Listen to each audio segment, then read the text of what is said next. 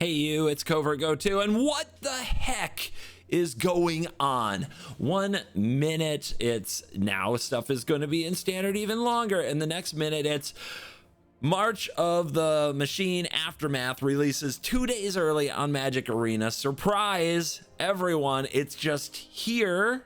And I don't know, getting to play new cards early is kind of sweet, kind of tough when my specific issue, and this is probably only for creators, a creator issue, is I had plans, may have already recorded 2 videos that were going to go up so that I could work on getting a countdown show, like a set review and a top 10 ready in the next 2 days. Maybe that was the plan, and now the cards are already out and people are already playing with them, making that kind of content mostly obsolete. So I mean, get over it. It is what it is. We're going to do a quick lightning round set review for March of the Machine Aftermath right here in this video for all of you guys. So let me just jump down here in the corner and put these cards up front and center. Coppercoat Vanguard. This is an uncommon.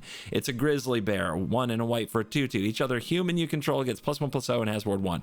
Awesome for a humans deck. Only an uncommon. Craft this thing. Try out human builds of like green white and mono white, and definitely going to try this card. And it's a cheap craft, and it goes in a lot of other decks too, like Historic Brawl and such. Good one, actually very nice. Defecation. Nope, that ain't it. Deification. That's probably more it. When it enters the battlefield, choose a planeswalker type. Nope, not a card in standard. All right, Metropolis Reformer, 2 and a white for a 2/3 flying vigilance. You have hexproof. When it's dealt damage, you gain that much life. Angel Cleric. Suck it, mono red. I'm gonna try this. This is another card to make you try more angel decks. There are already a lot of good 3-mana angels, so I'm not sure how many of these you run, but I'm probably going to try at least 2 and see if I can hose mono red really good with Metropolis Reformer. Next up, Spark Rupture. When it enters the battlefield, draw a card. Each planeswalker with 1 or more nope, can't play cards like that. Too slow, too narrow. Tazri Stalwart Survivor, and I'm gonna say this is for standard. Like, this is 100% a 4 standard set review. I know in a few videos ago I said I was going to do more set reviews for Commander, and I planned to. That was when I thought I had time. But Commander set reviews don't have to be as quick as Arena set reviews, because people get in and start playing standard on day 1. Commander decks take time to build and craft, so we're sticking to standard for this. Cool.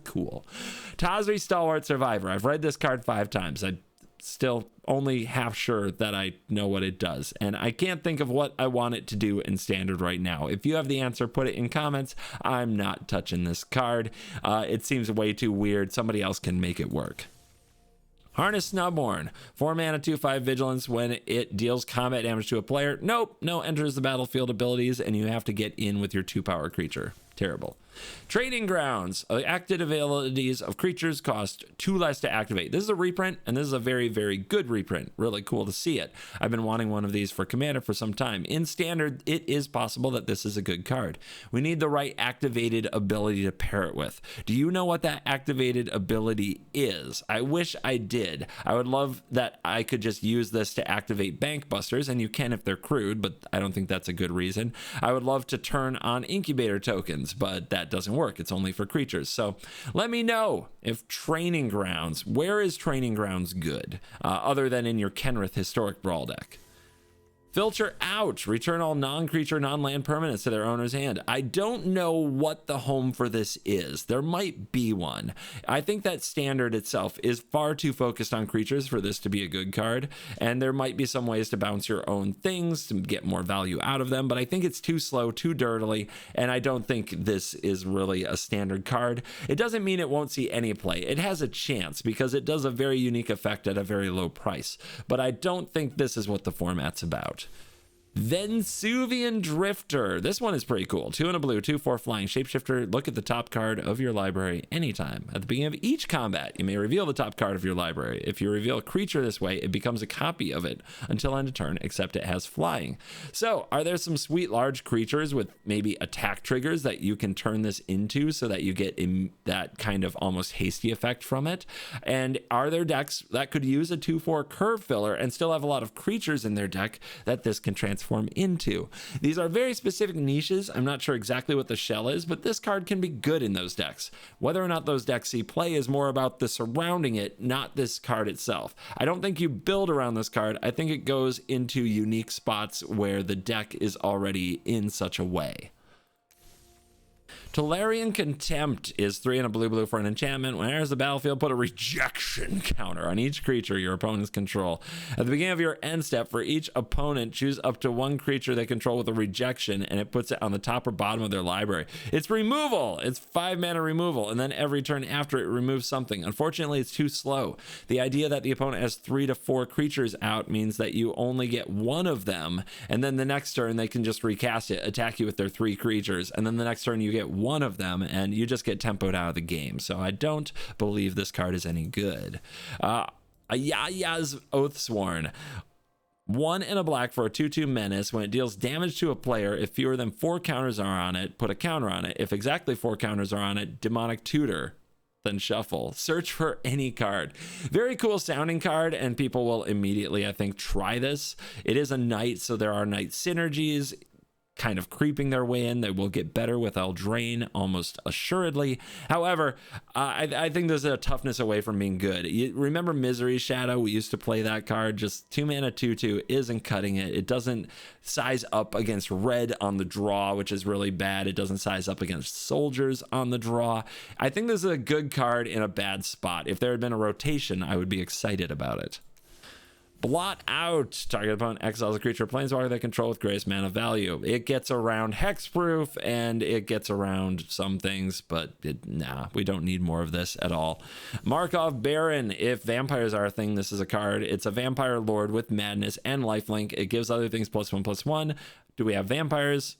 I guess we still do, left over from Innistrad, but man, that tribe was struggling. So we can try this in vampires. I don't know that it brings vampires back though. Cool card, but I don't think it's enough. We'll see. We should add flying or something.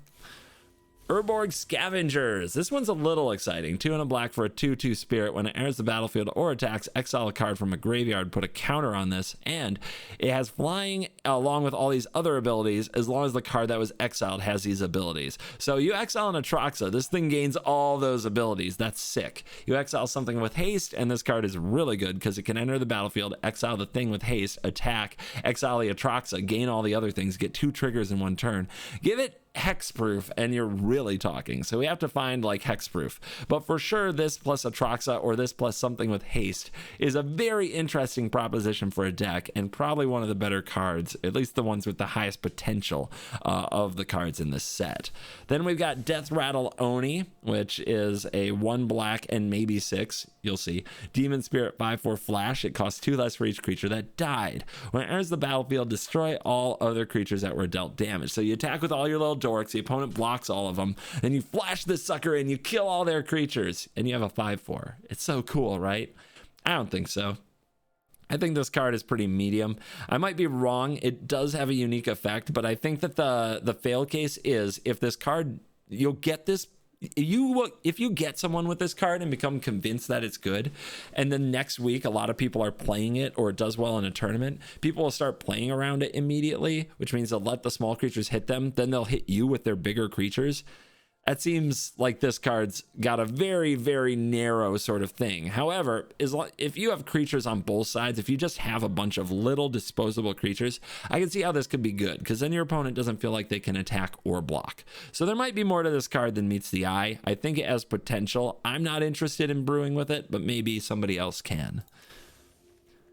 Reckless Handling. Search your library for an artifact card, reveal it, put it into your hand, shuffle, then discard a card at random. If the artifact was discarded, 2 damage. You could use this to go get a portal. If it ends up in the graveyard, then you can reanimate it. If it ends up in your hand, maybe you can ramp into it, or you're just fetching Bankbusters. If an artifact-based combo shows up, maybe this card becomes busted someday. Arnie Metalbrow.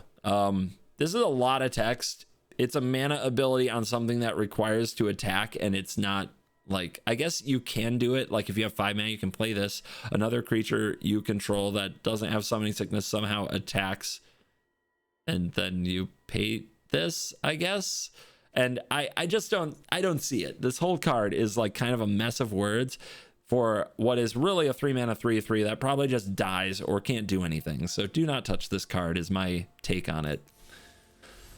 The Warmonger, 2 in a red for a 3/2 haste ogre warrior. When it attacks, look at your top 6, reveal a dragon. This is gas. Definitely something for the dragon deck that is a slow build, but does seem to be coming along. This is a very sweet play for that deck. So I look forward to a value card that can also be aggressive with a dragon synergy that's leaning very aggressive. This can immediately attack your Invasion of Tarkir and help start getting that loyalty lower. So that alone makes Kolaghan Warhammer a heck of a card for me to like. This is probably one of the better cards as well from the group. It only fits in a very specific deck, but should be very good in the deck. Plarg and Nasari has all this text that starts with at the beginning of your upkeep, and it's a 5-drop, so we don't have to read it. It's junk. Animus Might is 2 in a green for it costs 2 less if it targets a legendary creature you control. Target creature you control deals damage equal to twice its power to target creature or planeswalker you don't control. It's a bite spell. It's a double bite spell. It requires you to play green in your legendary deck, which means, and you know, Thalia's in that deck. And so I don't think that this is a playable card. I think you're just better off running the black removal cards. I don't see trying to play green legends. Maybe this goes in that Naya legendary deck, like as your go for the throat substitute. Yeah, like 2 of these in Naya legends is fine. Nissa, Resurgent Animist. I reviewed this. I read it wrong, but it was posted wrong in my defense. And it says that not the first and second time, but the second time the ability resolves, you get to go get an Alpha Elemental. So whenever a land enters the battlefield under your control, you get a Lotus Cobra. And if you somehow do that twice in one turn in a format without good fetch lands, you get to go get an Alpha Elemental. This card isn't nearly as good as I hoped that it was. Obviously, the first take was like every landfall is card advantage makes it playable. Now it's 3 mana. You cast on turn 3. If you untap with it, you might get to ramp to 5. And if you play bad fetch lands, you might get some extra value out of it. I think that this might be a good 1 or 2 of, but it's not nearly as good as I thought it was. And I'm not going to craft it. I mean, I'm going to craft it to test it, but I wouldn't recommend that you craft it until we get some play with it. Tranquil Frillback is 2 in a green for a 3/3. When it enters the battlefield, you may pay green up to 3 times, and if you do those things, you get to destroy an artifact and enchantment, exile a graveyard, and gain 4 life. This is a trap, because you look at it, and it looks like all this value, but then you realize to actually get all the value, it's 6 mana. And to get less of it, you're just overpaying for a 3/3 body, so you may as well have like a Reclamation Sage or a Lauren or something else that does this at a cheaper cost. So I don't think that this card is very good. Once the dinosaur type gets filled out in Ixalan, maybe it gets better. Under City Upheaval, distribute X +1/+1 counters among creatures you control, where X is the number of creature cards in your graveyard. As you cast a spell, they gain vigilance. This could be a mega buff at a pretty low cost. Sorcery speed is kind of a bummer, but the vigilance is a nice consolation prize. If you have a deck that is amazing at filling the graveyard, like if they reprint Stitcher Supplier, this card could see play. In current standard, with all the graveyards being hated constantly by Trespasser, Corpse Appraiser, and everything else, I don't think this is a very playable card. Leyline Emergent. It is an aura that is 4 mana and rare, so it better be good. You enchant a legendary creature, it better be good. It has Ward 2, and tap, add 5 mana in any combination of colors, use it only to cast spells. I mean, you're just too susceptible to a blowout. It's an interesting way to ramp into Joda if that's your jam, but I don't think this card is good. Open the Way. X green. X can't be greater than the number of players in the game. We don't have to read the rest. Clearly a commander card. Goldforged Thopteryx. White and blue 1/3 flying lifelink dinosaur thopter artifact creature. Each legendary permanent you control has Ward 2. Goes in the Legends deck in Esper colors. Disgusting. And it's a lifelink body, so you can Rafine onto this to race mono red. Yeah, do you run 4 of it? I'm not sure. A lot of what Denick was there for was just to have a lifelinking body to pile onto. Maybe this can replace some of it because of the legendariness. Why wouldn't we play this to give an extra Ward 2? And yes, it stacks with Rafine, so then Rafine has Ward 3. This card is stupid. I am mad that it even exists because Legends were already insanely good. So yeah, Goldforged Thopteryx, put it in your Legends decks. Profit. Woo! Feast of the Victorious Dead is a white and a black enchantment at the beginning of your end step. If one or more creatures died this turn, gain that much life, distribute that many +1/+1 counters among creatures you control. This card will be sweet if we get cat oven type effects back in standard, something that goes to the graveyard and then comes back over and over consistently at a very low cost and just kind of creates these graveyard battlefield loops. Honestly, I don't know that this has a current place in standard. It seems very medium in current standard, so I wouldn't dive right onto this, but if the right cards for a black and white aristocrat shell are printed, this card could become a player someday. And we've got 3 years, so why not? Jirina, Dauntless General, is a white and a black for a 2/2 legendary creature human soldier rare. When it enters the battlefield, exile a graveyard. We need plenty of that because, my goodness, graveyard synergy and reanimator is super important. However, Breach the Multiverse gets around all of it, which is kind of hilarious, but at least we can kind of hose Corpse Appraiser, Graveyard Trespasser, and what's the other one? Cruelty of Gix while we're at it. Sacrifice this and humans you control gain hexproof and indestructible until end of turn. So yeah, I'm sure that there's an Abzan humans, a black white humans, yeah, a green white black, yeah, that's Abzan, I said that. Maybe even Esper humans. It's another legend, so it works with the legendary stuff. It protects Thalia and a few other creatures, so yeah, probably good. More legendary stuff. You can tell I'm feeling the legends on this. It's okay. It's okay, guys. It's worth noting what's good. It makes existing decks good. That's fine. I'm really hoping that we can unlock some new decks, and there is some stuff that does. We'll get to it. The Royal Funeral. So sad. 2 and a white black legendary enchantment. When it enters the battlefield, exile 2 legendary cards. You draw X cards and lose X life, where X is the greatest mana value among cards exiled this way. That seems really good, actually. Like, you exile Sheldred, you draw 4. I guess you're losing life, but maybe the Sheldred already gained you all that life. Legendary spells you cast cost 1 less to cast for each card exile. So legendary spells could cost 2 less for the rest of the game. I don't know if this is even going to make the cut. I still think that Thalia is the thing, right? Thalia makes this more expensive. Thank you, Windows Defender, Windows Security. Thank you so much for this alert right now. I really needed that. Anyway, yeah, I really don't see it. I think that Thalia just holds back 4 mana like enchantments from being in the legendary deck because it's so good against other decks. So I don't plan to play this. Wouldn't be surprised if some people try it somewhere and see some success, though. It has a powerful effect. It kind of produces mana and draws cards, which are very good. It does require to exile things from graveyards. Graveyards in a lot of matchups don't exist, so this might not be as good as it could look. All right. Sarkhan, Soul of Flame, 1 and a blue and a red, 2/4 dragon spells cost 1 less. When a dragon enters the battlefield, you may have this become a copy, except it's still this, so it can be a legendary dragon, and it's that way until end of turn. Yep, so kind of cool, like giving your dragons a cost reduction in haste in 1 2/4 body for 3, which plays around cut down, which is nice, good against red. 1 or 2 of in the dragon deck wouldn't surprise me in the long run, but I also don't believe the dragon deck needs it because you can play this or you can play a Fable. So if you need more support in your 3 spot besides Fable, maybe this makes it in 1, 2, something like that. Omnixilis, Captive Kingpin, 2 and a black red for a 4/3 flying trampled demon. Whenever 1 or more opponents each lose exactly 1 life, put a +1/+1 counter on Ob and exile the top card of your library until your next end step. You may play it. This card is insane in Commander, like Busto. In Standard, we don't have that many Blood Artist effects, but we have a lot of ways to just hit the opponent for 1. There's plenty of ways to make 1/1 tokens. There's plenty of ways to just nickel and dime the opponent with Graveyard Trespasser and things like that. This card seems really good.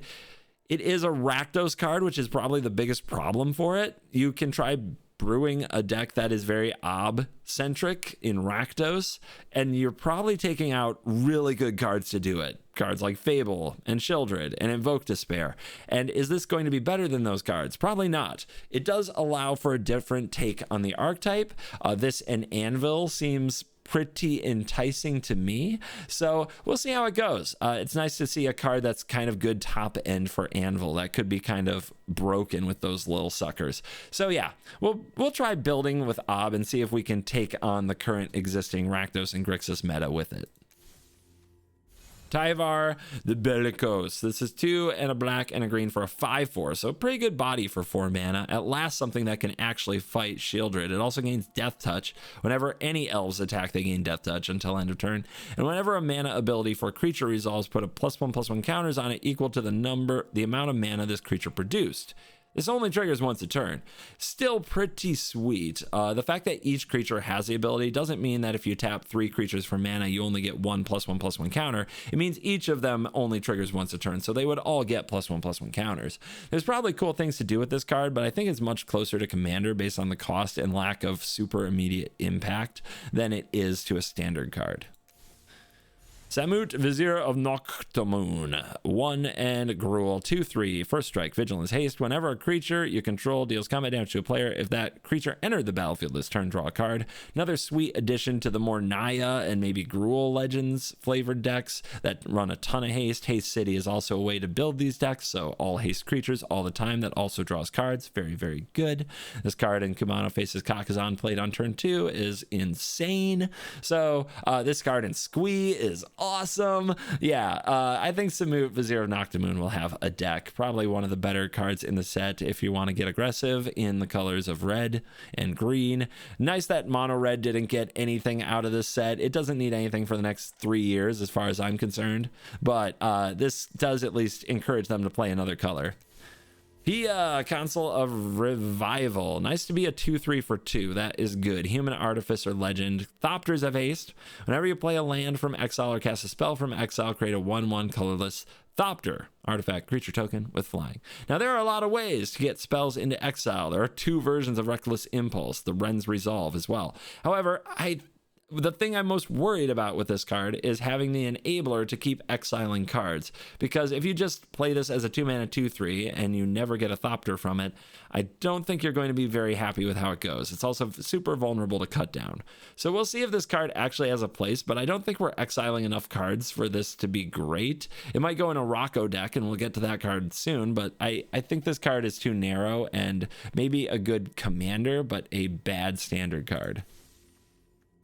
Campus Renovation, 3 and a red-white. Return up to 1 artifact or enchantment from graveyard to battlefield. Exile top 2 until end of next turn. You may play them. Value and reanimation. They're trying to make a million ways to reanimate your portal. This will do that, I guess. Try it. See if you like it.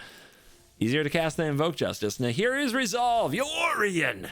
Creatures you control get +1/+0 and have haste. At the beginning of your end step, exile any number of non-token artifacts and or creatures you control. Return them to the battlefield at the beginning of your next upkeep. Very interesting card. 3 and a red and a white. I've already made a video with this that you are probably going to watch tomorrow. And very exciting. It does kind of give an aggressive angle to all of these little value creatures, right? Because the +1/+0 and haste means you are smashing in, especially if you have flyers, like maybe an angel that blinks stuff or an angel that casts stuff from the graveyard. So this card, I think, has a deck. Even this plus Wandering Emperor as a curve is kind of amazing. If you picture turn 2 Spirited Companion, turn 3 Wedding Announcement, turn 4 hold up Wandering Emperor, flash out end step, make a creature. You haven't given your opponent great removal targets. You've built a nice little board. Then you play the Nahiri's Resolve. They all get +1/+0 and they all go smash, including the new token you made with your Wandering Emperor. And then if you still have your Spirited Companion, you can blink it and you draw a card. Like, that alone is good. And then as this card sticks to the battlefield during the game, you can just absolutely grind your opponents out, completely dodging sorcery speed sweepers. This card is exciting, and I want to give it a try. Nahiri Forged in Fury has affinity for equipment. Good, because it's 6 mana. And it's a 5/4. And whenever an equipped creature you control attacks, exile the top card of your library. You may play that card this turn. You may cast equipment spells this way without paying their mana cost.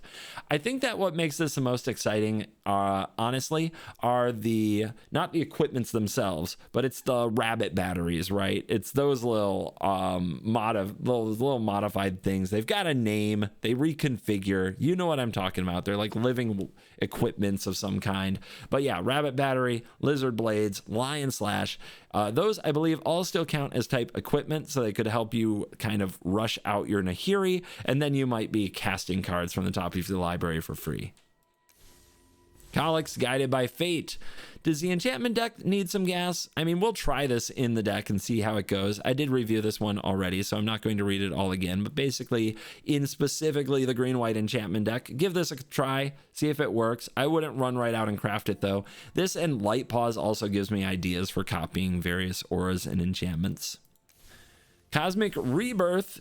Uncommon, 1 green white instant. Choose a permanent card from a graveyard. If its mana value is 3 or less, you may put it onto the battlefield.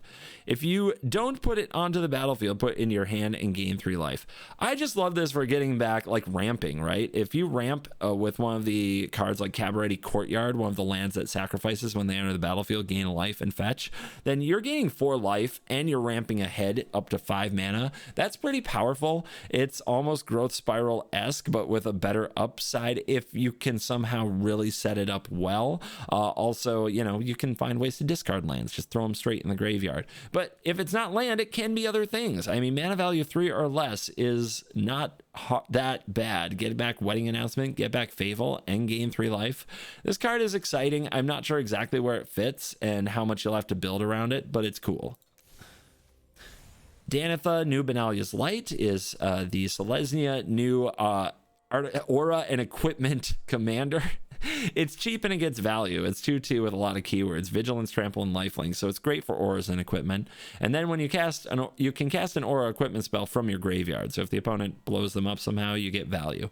This card also you can give a try in the enchantment deck in standard. I don't think there's a lot of other homes for it, but very specifically that one, you can have one of these, do it. Sagarda, Font of Blessings, is 2 and a green white for a 4/4 flying angel. Other permanents you control have hexproof. You may look at the top card anytime. You may cast angel spells and human spells from the top of your library. Pretty cool. I think better in what I would call the human deck than in the angel deck, although we'll play it there. If you're in the angel deck, I think you want to be almost all angels, no humans, because of Giada being the best payoff for being the angel deck. If you are in the human deck, you have the other Sagarda and you have this Sagarda as the angels and the top end, and then all of the cheaper humans, which this benefits both of those and gains advantage. The other Sagarda buffs humans and has Coven to get kind of an attack trigger. So yeah, really good for the human deck, and will probably specifically try to help that deck. Joel Rail, Voice of Zelfir, is 2 and a Simic for a 3/3 human druid, 4 total mana. At the beginning of combat, up to 1 land becomes an XX green and blue bird creature with flying and haste until end of turn, where X is the number of cards in your hand. Still a land. Whenever a land you control deals combat damage to a player, draw a card. This is an Awake in the Woods, am I right? I think there might be a spot for this deck, this card, but I'm not sure. I mean, in standard, this one doesn't strike me as great. It is cool that every single turn you're getting these triggers. Every single time a land hits, you draw a card. There's a lot of benefit there, but in standard, I just don't know if this is going to be good enough. I think it will be too vulnerable, too easy to remove, and then you make your land easy to remove, which could be a big setback if that dies as well. Keeping your hand full enough for the land to be a great threat might be difficult. I think I've got to play with the card to find out for sure. My initial take is that it won't be a high impact on standard card, but we'll see. The Sovereign of the Deep, Kiora, Desparked, 3 and a green and a blue, 4/5 Vigilance Ward, 3 Merfolk Noble Mythic. And then a lot of text about Krakens, Leviathans, blah, blah, blah. Let's just call it what it is. It's your commander. Rebuild the City. I wish I could get excited about this card, but it's too expensive. 3 and Jund for a sorcery. Choose a land, make 3 copies of it, but they're also 3/3 creatures in addition to their other types, and they have Vigilance and Menace. They don't have haste, though. They're affected by summoning sickness, and they're copies. I thought at first that you were going to turn all your lands into creatures and attack with them. It felt Nissa, but it's very different from that Nissa, the one who shakes the world, you know. Anyway, Rebuild the City is a cool card. I wish I could love this card. I just have this bad feeling I'm going to make these lands and get them all blown up, or they won't size up well on the board with what's going on. They'll just all sit there staring at Sheoldred like, why? Why do we play Magic? So I don't know. Rebuild the City is a cool card that I'm not optimistic about making work. Rocco Street Chef, Naya, 2/4. At the beginning of each end step, each player exiles top card of their library. Right there. Commander. It's probably Commander. This card, though, isn't that bad because whenever a player plays a land from exile or casts a spell from exile, which people do more and more these days, put a +1/+1 counter on a creature and create a food. So you're kind of getting some life to offset it, as well as a little artifact. Maybe you sacrifice them somehow, and you're putting counters on this to make it bigger and more dangerous every time the opponent plays the stuff they exile. And you're exiling stuff too, so you're also making things happen. I'm curious to try Rocco, but usually a card that gives out the benefits this way is only good for Commander. Narset Enlightened Exile is a really awesome card that gives all your other creatures prowess, but it doesn't have haste, so it's a 4-mana 3/4 that does nothing the turn it comes down, gets killed by Go for the Throat or Invoke Despair, and then you feel sad. It has a cool ability that happens when it attacks though, so maybe this is a good card to play with that other shape-shifting creature that can turn into a Narset for combat if it's on top of the library. Still, at that point you might just be building a bad deck around a bad card, so I don't think this is a standard card, but I'm excited to try it in Commander. Nashi Moon's Legacy is Sultai for 3/4. This one has Menace and Ward, so this one I'm much more excited about, even though its trigger is also an attacks one. When it attacks, you can exile a legendary or a rat card from a graveyard and copy it, and you may cast the copy, but you have to pay for it. Pretty good with Raffine, kind of like Raffine 2.0 if we just ignore colors altogether, which we're pretty close to doing thanks to cards like Plaza of Harmony. It's another legendary matters card, so it will probably have a home because those cards do. So we'll try it, but I still think it's mostly a Commander card. Obviously in Commander you play your rat deck and we rats, right? But maybe we'll try Rats 2.0 because I did play mono black rats in Standard and actually won with them. It was a meme and somehow one of the better performing videos I've made. So maybe I'll do it for the content. Niv Mizzet Supreme is Wooburg 5/5 Dragon Avatar flying hexproof from monocolored, which that is probably best of one good. Is the rest of the card good? Each instant and sorcery in your graveyard that's exactly 2 colors has Jumpstart. I'll have to review all the 2-color cards. It doesn't sound promising. It doesn't sound worth it. To have to get Wooburg and 5/5, you drop it. Maybe it's hexproof. If your opponent's like Go for the Throat, they don't have any kind of double color removal, and since I can't think of double color spells, this probably is just a 5/5 flying hexproof for 5, which might be good, like especially in the dragon type, right? If you go 5-color dragons, if you can make the mana work, that might be really good. Okay, then also each instant or sorcery card in your graveyard that's exactly 2 colors has Jumpstart. If we have enough of the right cards, this becomes a very interesting card in a deck indeed. I'm also curious if hexproof monocolor counts as quote hexproof. I think it's a whole different ability. It would be fun if we could exile this with the other card in the set and then have it gain hexproof and flying, but I don't think that's the way the card works. Judge, let me know in the comments. Karn Legacy Reforged has a lot of text and it's a colorless commander. It's definitely a commander card. It says at the beginning of your upkeep, so you can safely ignore it for standard, but now we have a colorless commander that we can try here on Arena, or also in the format of Commander. And Dranith Ruins is a new land that for 2 and a tap puts 2/1/1 counters on target non-human creature that entered the battlefield this turn. It's an interesting card. It might be playable as a 1 or 2 of in Standard in a deck that doesn't run a ton of humans. The +1/+1 counters can be very good. Throw them on something like Slogurk and good things happen. Throw them on Dusk Legion Duelist and you draw a card. I know, I love that card too much. There are a lot of humans out there, so really make sure you look at your deck and whether or not you can use this before slotting this into like a 1 or 2 of utility land spot. But this card could see some play. 2 +1/+1 counters is a big deal, even though it is expensive to use, and it's a lot better than just flooding out. That does it. That is my little mini quick review to catch you up on March of the Machine's Aftermath. Hopefully you heard a few cards that you want to add to your decks that are worth crafting or possibly you open, because you will still, as they said in your little announcements up here, get 3 free packs with a code on launch day. Just check your little inbox on actual Thursday, but not till then. So if you open some of these, hopefully I gave you some ideas of things that you can do with them. Otherwise, a lot of commanders here for Historic Brawl, and maybe we'll get into that in the near future. Thank you for watching this video. I'll see you in the next one. You are cool.